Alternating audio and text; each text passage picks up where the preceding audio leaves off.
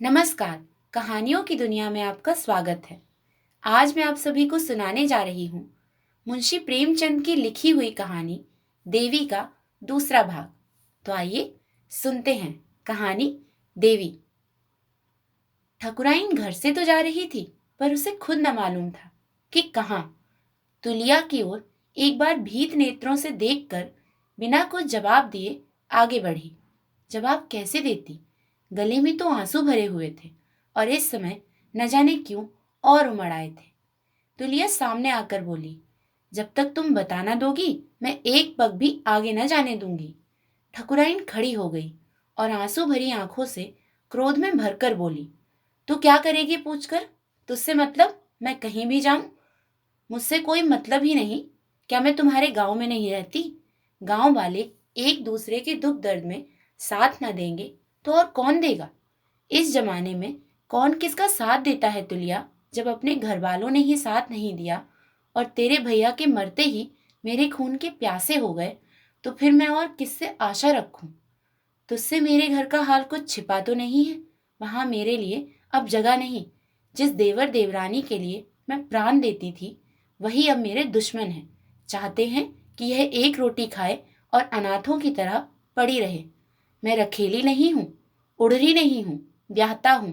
10 गांव के बीच में ब्याह के आई हूँ। अपनी रत्ती भी जायदाद किसी और को न दूंगी। तेरे भैया।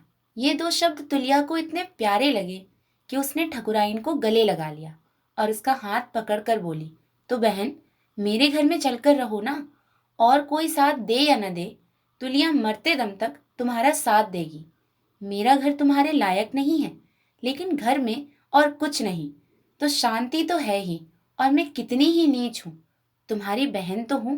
ठकुराइन ने तुलिया के चेहरे पर अपनी विस्मय भरी आंखें जमा दी।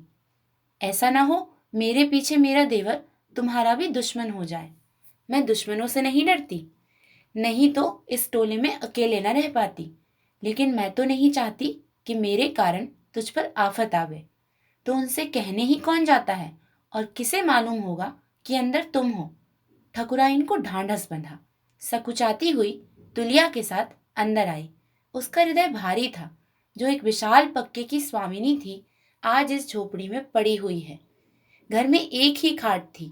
ठकुराइन बच्चे के साथ उस पर सोती थी और तुलिया जमीन पर पड़ी रहती। एक ही कंबल था।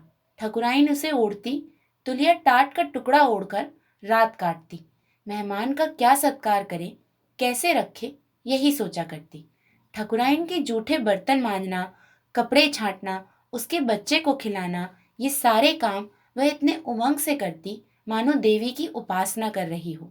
ठकुराइन इस विपत्ति में भी ठकुराइन थी। गर्विणी, विलास प्रिय, कल्पनाहीन इस तरह रहती थी मानो उसी का घर है, और तुलिया इस तरह रहती थी जैसे उसकी लौंडी है। लेकिन तुलिया अपने अभागे प्रेमी के साथ प्रीति की रीति का निर्वाह कर रही थी। उसका मन कभी न मैला होता, माथे पर कभी न बल पड़ता। एक दिन ठकुराइन ने कहा, तुला तुम बच्चे को देखती रहना, मैं 2-4 दिन के लिए जरा बाहर जाऊंगी। इस तरह तो यहाँ जिंदगी भर तुम्हारी रोटियां तोड़ती रहूंगी, पर दिल की आग कैसे ठंडी होगी? इस बेहया को इसकी जाल कहाँ कि उसकी भावच कहाँ चली गई? वह तो दिल में खुश होगा कि अच्छा हुआ उसके मार्ग का कांटा हट गया। ज्यों ही पता चला कि मैं अपने मैके नहीं गई, कहीं और पड़ी हूँ, वह तुरंत मुझे बदनाम कर देगा और तब सारा समाज उसी का साथ देगा। अब मुझे उसकी फिक्र करनी नहीं चाहिए। तुलिया ने पूछा, कहाँ जाना चाहती हो बहन? कोई हर्ज ना हो तो मैं भी साथ चलूं?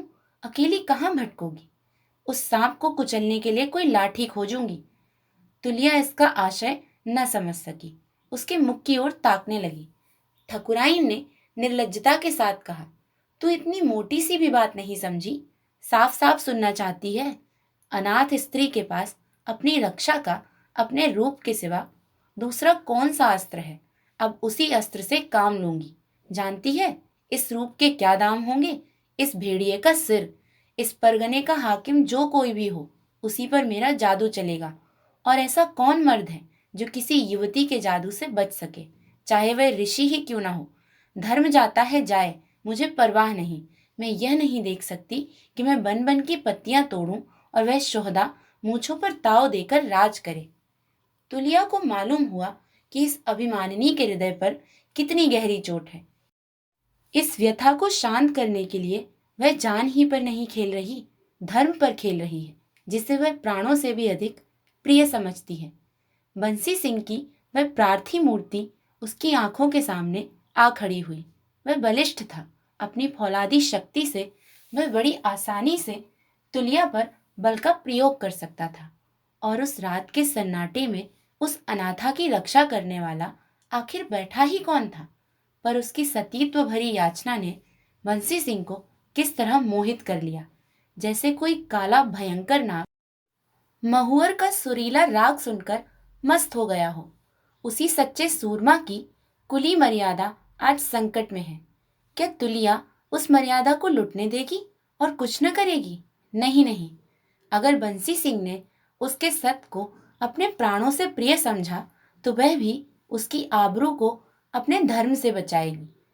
उसने ठकुराइन को तसल्ली देते हुए कहा, अभी तुम कहीं मत जाओ बहन, पहले मुझे अपनी शक्ति आजमा लेने दो।